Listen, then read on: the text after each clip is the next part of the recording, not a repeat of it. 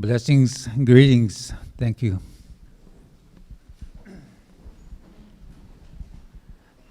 It's a great honor to be here.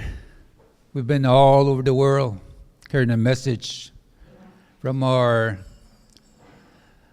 Dakota territory, the Chatsapa, the Black Hills of South Dakota, the heart of Mother Earth. We are the messengers. We are the seers. We know what has happened in the past, and we know what's going on in the world today through our ceremonies. We as the First Nations people, we have a message for the world. We are at the crossroads. Either be faced with a lot of chaos, disasters, tears from our relatives' eyes, different types of viruses and sicknesses, or we can unite spiritually, globally. Now it's a movement internationally that we as the Oyate, the people, must stand up for our right to maintain peace in the world. I hope and pray that we have peace in the world. Many world leaders that have carried that message of peace, are not here with us. And we have new leaders in the world today, the young people. So with that, it's a great honor to be here, to the singers and the dancers. Now we carry that spirit all over the world. It comes from the heart. You can feel it when they sing and dance.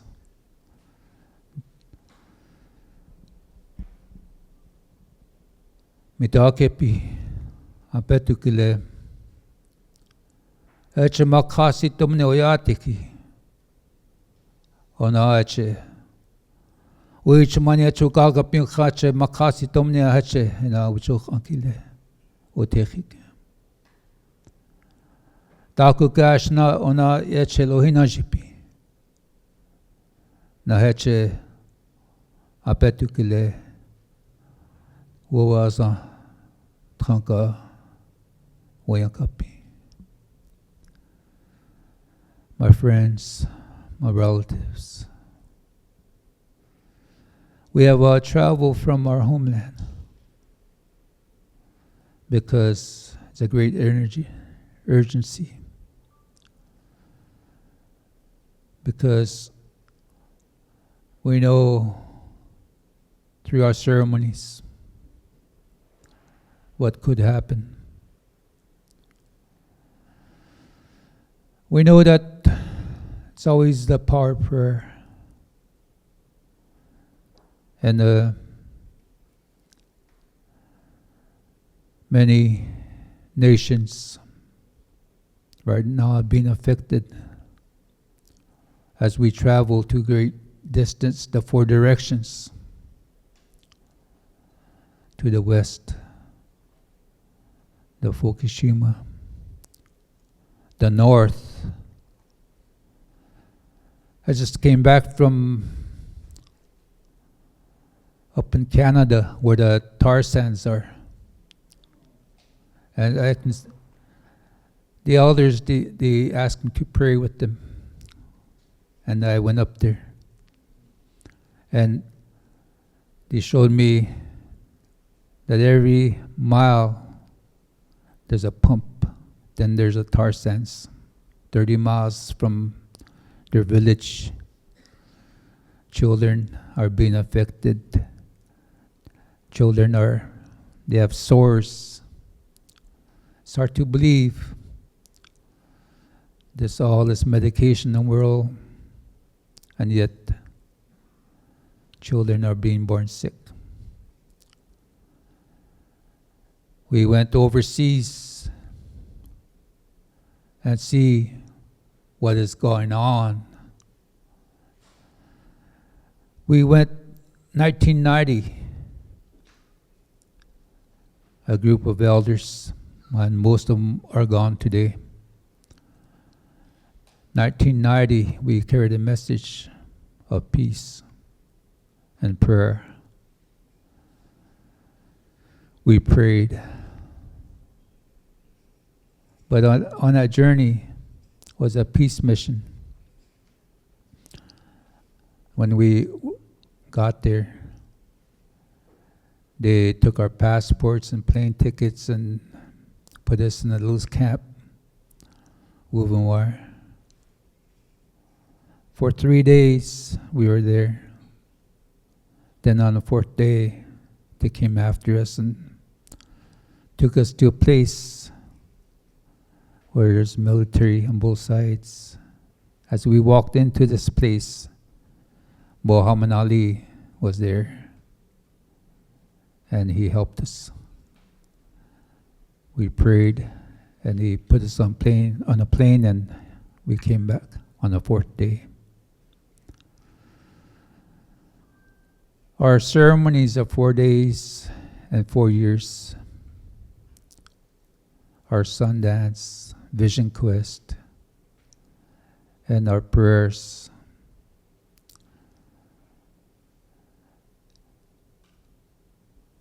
And they told us that if we stay one more day, then we can see Saddam. But I said no.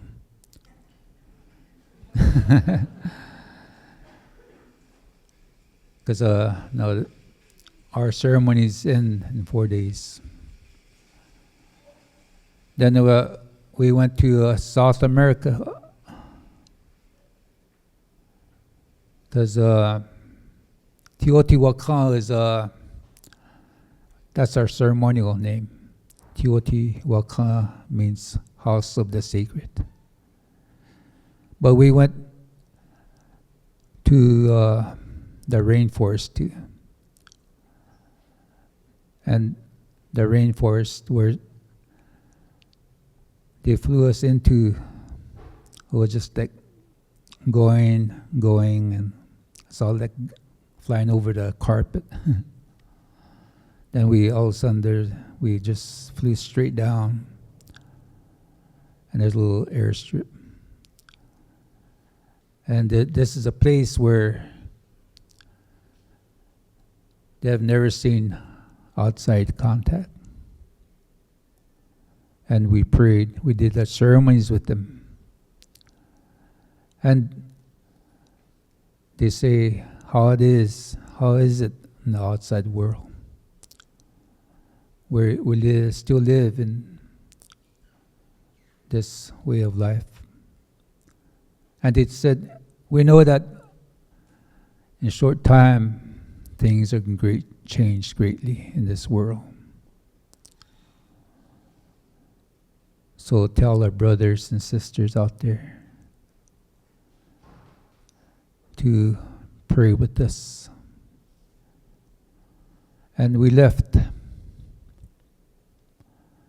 But we went to a lot of different places, the 4 directions, over 20 years of World Peace and Prayer Day.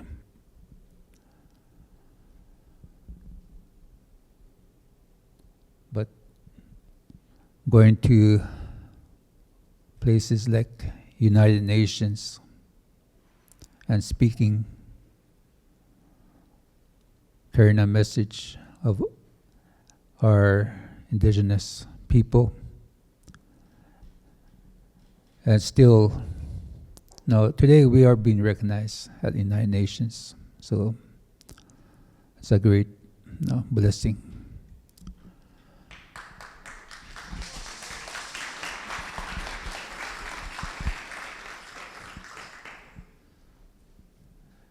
You know that I'd like to say thank you. Every place I've been, I there's a lot of people that have gone to our territory, Dakota Territory, Standing Rock. Thank you very much. All right. So I'd like to say thank you very much for standing with us in prayer. That's what it's got to be, in prayer.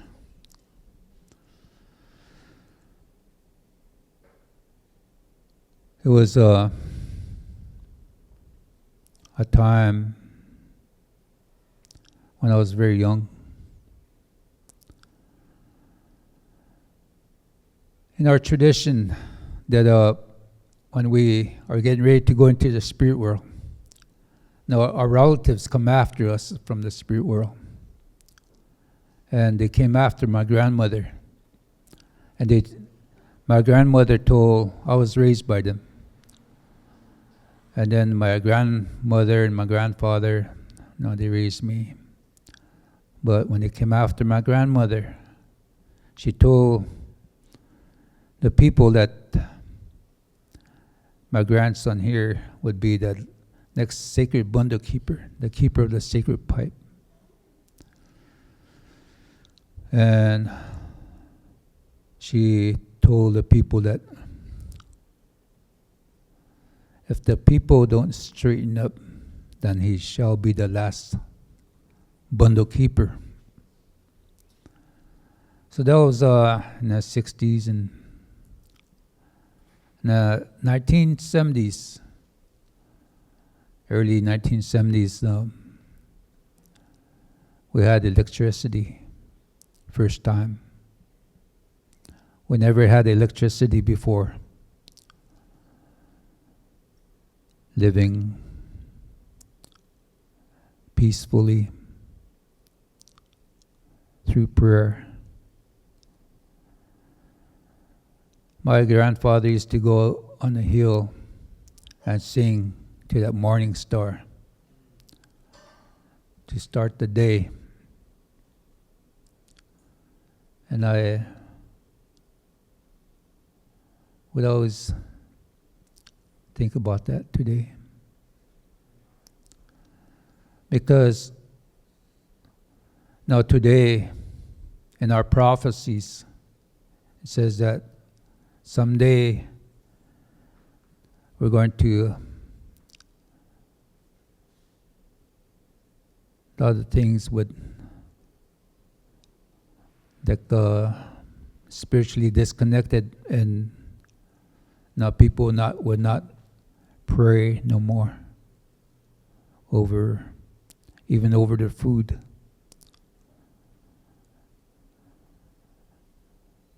When I was 12 years old, going through that ceremony, they explained to me about how important that water was.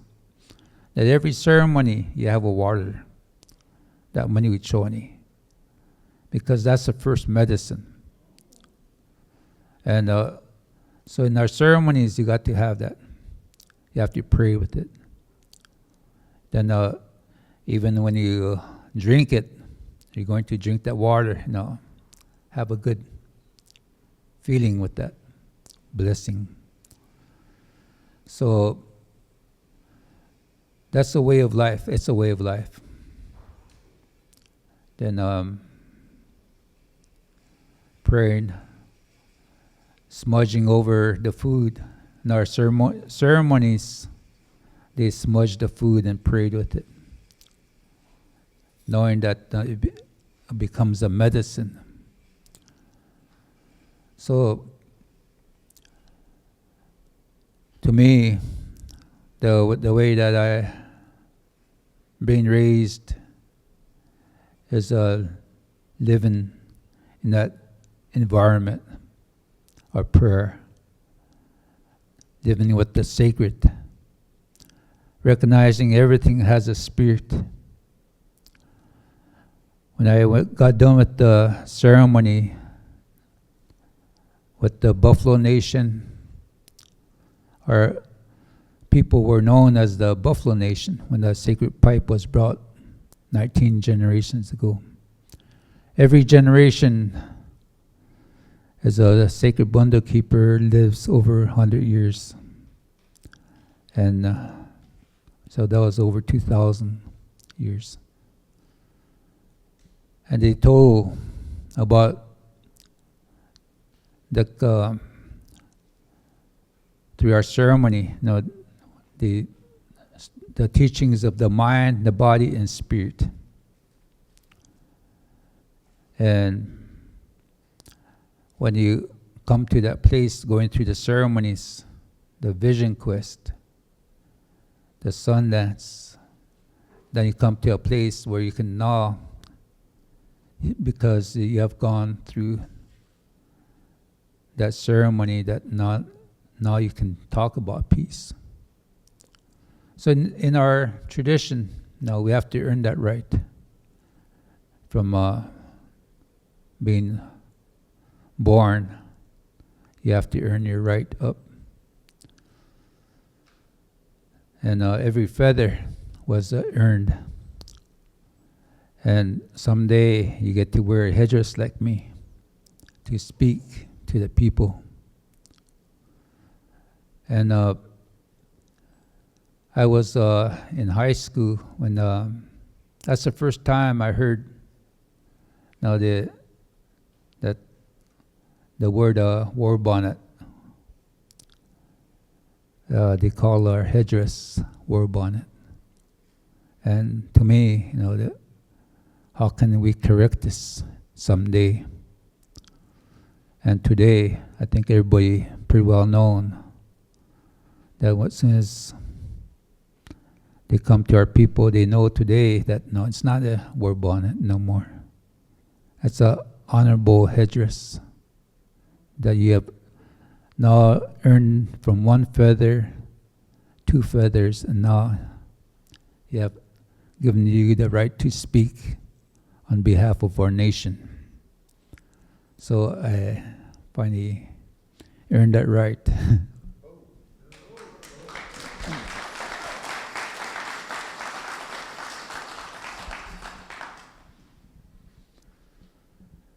We rode that's the way we carry our message is through walking, running, or riding horseback.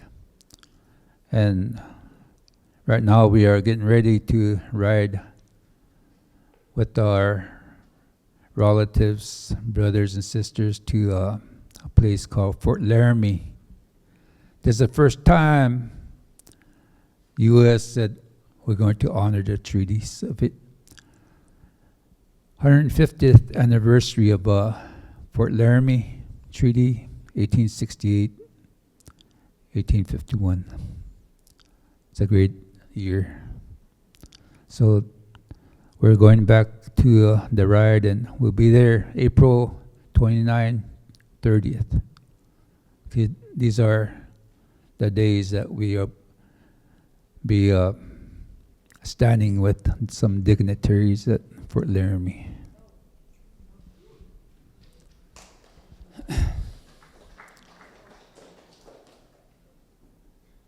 No, the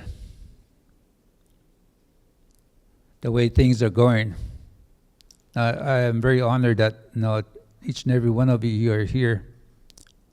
Why? Because from here on, I hope you can maintain peace and make that commitment, not to just a group of people, but to the Creator, and because that's the way we were told among our people, that once you stand up in that circle, we have it's called a circle called Changleshka Wakha, the sacred hoop.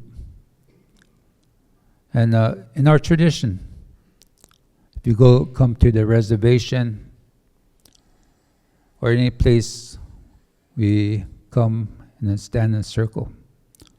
Now you have to put all your bad feelings aside, all your anger, hatred,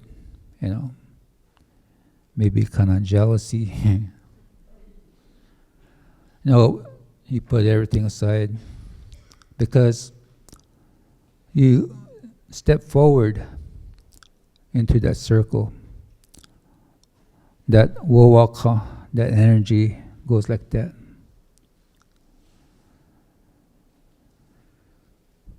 The white buffalo calf woman, she brought the sacred pipe at a place called Devil's Tower. And I hope someday this country can change that name to Matho Tipila.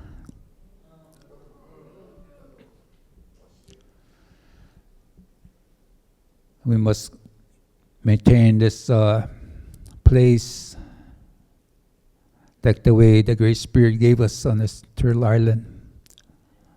That everything is sacred here. The trees are sacred. The water is sacred. The fire is sacred. Because that's the way it is. Now all these rivers used to have a very traditional name, a spiritual name.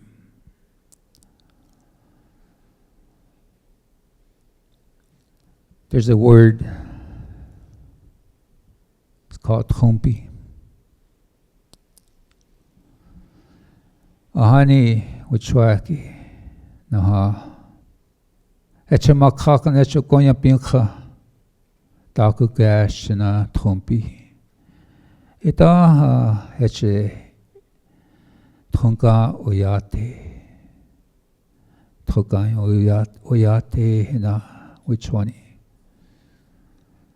In the beginning of time, the first spirit was the Tonka Oyate, is a stone, a rock. And Tong is birth. Ka, Tonka is the ancient ones. Birth of the ancient. That's the first spirit. And then the second spirit was Mani Wichoni, the first medicine. When these two came together, it brought this energy, the sound, the walk. And today, that spirit is Mother Earth. Have the same amount of water as each and every one of us. In that cycle of life, we're part of Mother Earth. Because in our ceremonies, we pray with that water and we become part of Mother Earth. Because our Sundance tree, the Sundance trees have the same amount of water, the cottonwood tree, as our bodies. So the ceremony is to recognize when we sacrifice ourselves through the Sundance ceremony, no water for 4 days. Then we come to respect that water. And people fast. A lot of the nations, they fast to respect the sacred. And most likely when you fast for 4 days with no water, you come to respect that water. So in our ceremonies, that's the way we live that life. And the word Thompi is a birth. When I was living with my grandparents, we lived in a log cabin, hauling that water, hauling that wood. And yet there was a teepee. And my grandfather, he spoke about that teepee. I said, there's 3 poles. These three poles are Lakota, Dakota, Nakota. Then everything that we speak from our voice, I said you can't use like any foul language that you might hear. Because in our language, there's no foul language. But you always have to walk and stand and honor the sacred.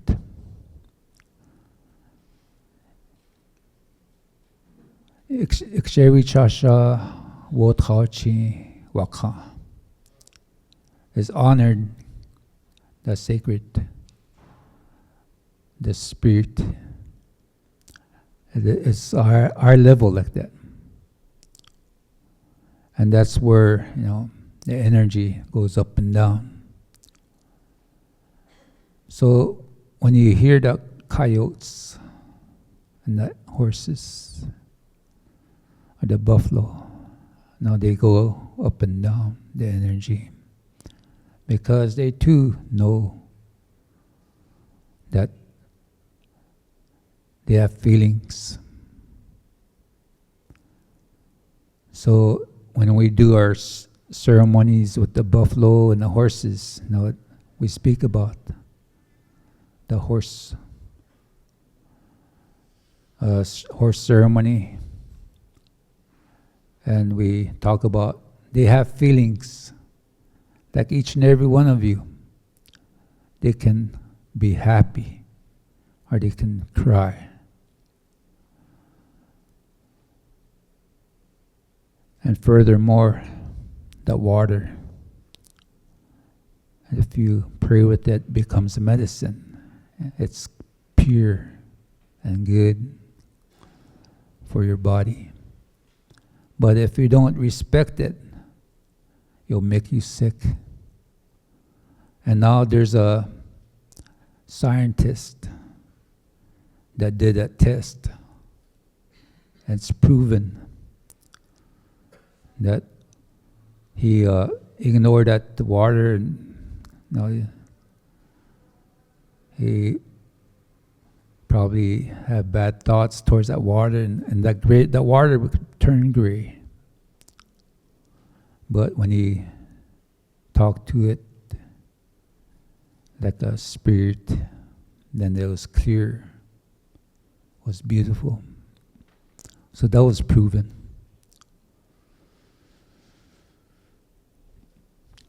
I want to share with you what I shared at Standing Rock, North Dakota. Now, as we stood here in Standing Rock, you see all the rolling hills here. This is where Crazy Horse rode with our people. And he told a story. One of his last dreams and last visions was in the heart of Mother Earth, the Black Hills. And he told the people that I saw in a dream last night. I saw the future of our people, and they were having a hard time. They were very sickly. And it even got worse. And what we hold sacred in our ceremonies were really being affected. Then there came a time when all nations stood under the tree of life, unite together as one nation.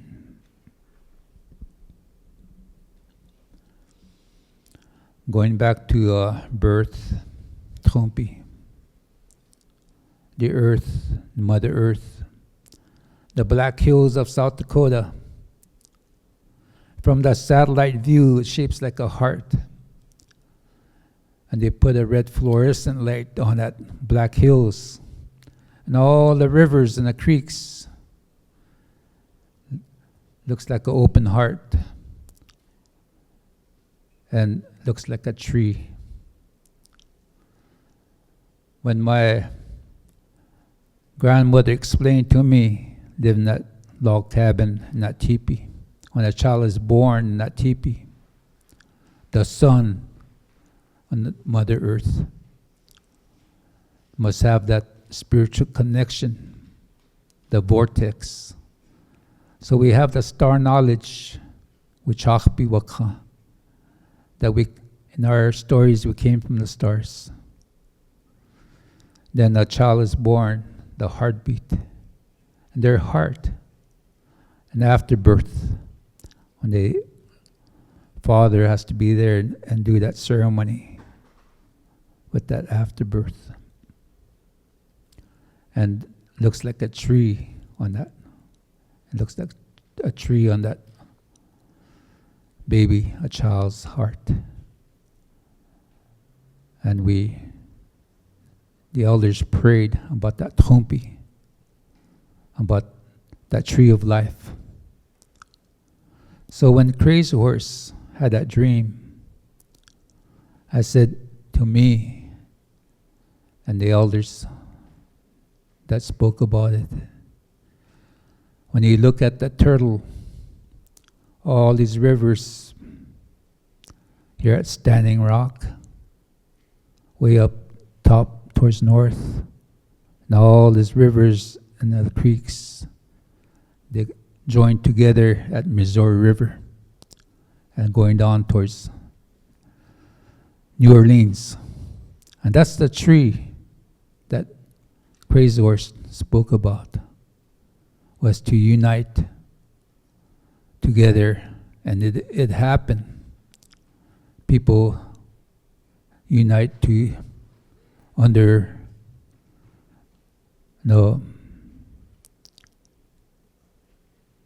that tree or that prayer with that water of life, our first medicine.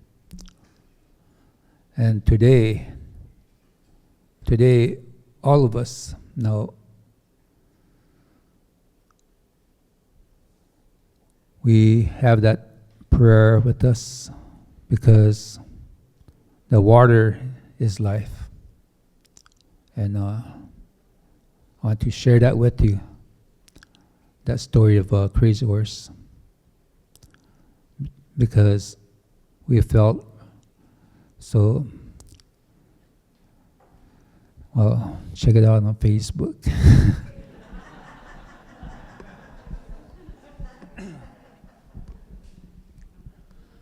But no, there's a lot of stories that are out there, and I want to share with you. These things that is really like all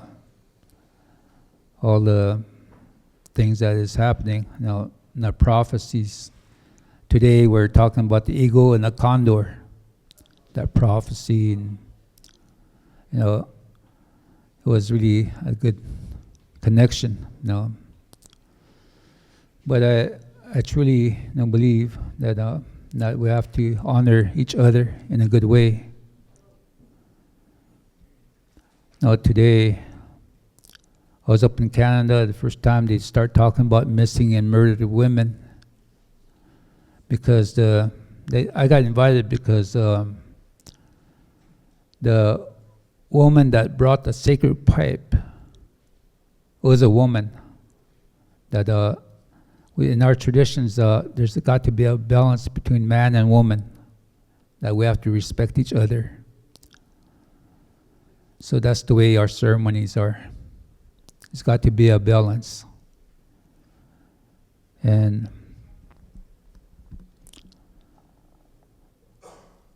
when I think about the way things are today, the gun violence. Now we live in a world when there shouldn't be no guns at all. Because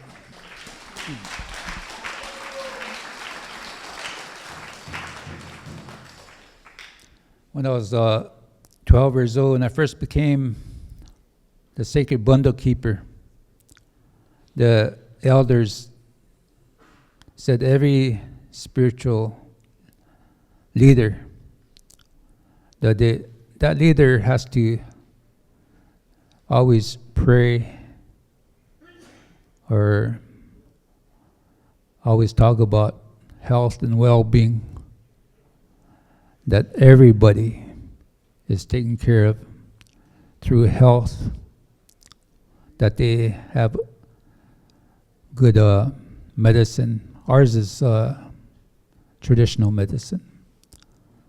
So I really work a lot with traditional people with traditional medicine today. And sometimes I think about the modern day medicine.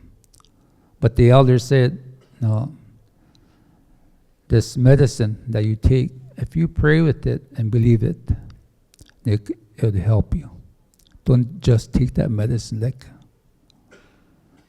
it's going to run through your body like nothing. But if you respect that, then it'll help you. So, being a spiritual leader, we have to make a commitment, a vow to the Great Spirit that we can't break it. And one of that is I never joined military because I can't carry a gun, or I can't have a gun in the house. That gun, called Maza Waka, has a energy.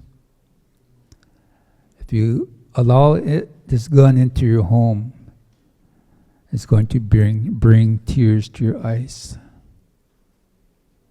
So that was a teaching that I was told, and I respect the military because we have our societies, and they go through their job, but they should in our tradition, we have a red feather society, because once they go through that being a military, after they come back, they have to go through a ceremony to take care of their mind, their body, and their spirit. It's a healing ceremony. But what is going on is there's nothing for the military like that. The ceremonies that I'm trying to explain to you, I hope you can take with you tonight and be with us in prayer. But our job is not done here tonight. And we still have to travel a great distance to carry our message worldwide. But I'd like to have Paula come up here and say a few words about the World Peace and Prayer Day that we're going to have this summer, not too far towards north here. So thank you very much for coming over tonight.